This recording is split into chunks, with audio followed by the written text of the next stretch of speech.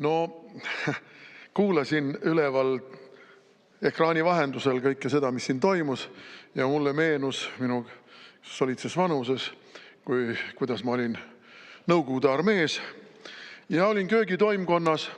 Ja köögitoimkonnas istus seal üks praporščik ja tuli sisse teine praporščik ja esimene küsib tema käest, et "A чем занимаются там?" No ma ütlen vene keeles, sest nad eesti keeles ei rääkinud seal. Et millega nad seal tegelevad, no kuskil mujal. Ja see vastab, huinjoi занимаются. No ütleme eesti keelest, tühja tähjaga tegelevad. Et vaat see, mis siin saalis praegu toimub, see on täpselt see. Laiendame mingit valijameeste kogu, teeme selliseid poose ja võtame teistsuguseid poose. Jätame illusiooni, et me teeme demokraatlikku parandust sellele kõigele. See on täielik jama. Tegelikult me saame ju kõik aru.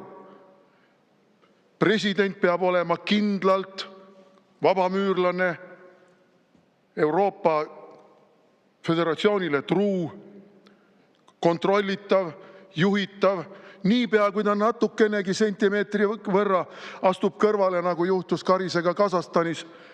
Oi, ta saab, aga ta saab. Siis ta ei ole oma. Siis me paneme ta paika. Ta peab teadma, et ta on meie oma ja teeb seda, mida meie talt ootame ja käseme. See on demokraatia, sõbrad. Aga Euroopa Liit, mis on ammu juba demokraatiast hälbinud ja liigub totaalselt ebademokraatlikul kursil, selle puhul on see kõik ju loogiline. Nüüd, mida siis ikkagi tahetakse? Mida tahab Eesti rahvas? Ärme siis ütleme Eesti rahvas, kui keegi on nii ksenofoobne ja arvab, et me siin jätame kõrvale vene keelt kõnelevad inimesed ja tatari keelt kõnelevad inimesed ja suahili keelt kõnelevad inimesed. Mida ootavad Eesti alalised elanikud ja kodanikud? Nad ootavad seda, et nad saaksid demokraatia pidupäeva ehk õiguse valida presidenti. Seda nad ootavad. Nad ei oota seda, et siin üks ja teine ja kolmas tagatoa kokkuleppega määravad meile presidendi. Ei taha, kõik on tüdinud sellest. Me nägime Kersti Kaljulaidi, kuidas määrati meile president. Me nägime, kuidas meil on mitu korda järjest siin presidente määratud. Eesti rahvas ei taha. Keegi ei taha seda määratud presidenti. Tal ei ole autoriteeti. Ta on lihtsalt keegi. Keegi, on president.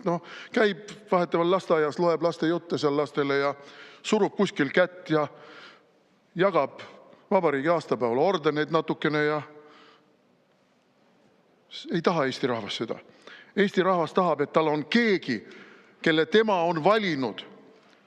Ja kui ta pettub selles inimeses, siis võib tõesti öelda, aga te ise valisite. Aga see, mis meil praegu toimub siin ja selles saalis, see on selle demokraatia mõnitamine. See on presidendi institutsiooni mõnitamine ja see on meie parlamendi mõnitamine. Aga ma tean, et ma olen hüüdja hääl kõrbes. Jah, Lauri, see, mida sa esmaspäeval tegid, oli ka parlamendi mõnitamine. Oli demokraatia mõnitamine. Oli 30 aastat vastu pidanud töö- ja kodukorra mõnitamine. Aga sul ei ole piinlik ja sa tuled jälle siia rääkima meile tühje loosungeid demokraatiast ja õigusriigist. Piinlik peaks olema.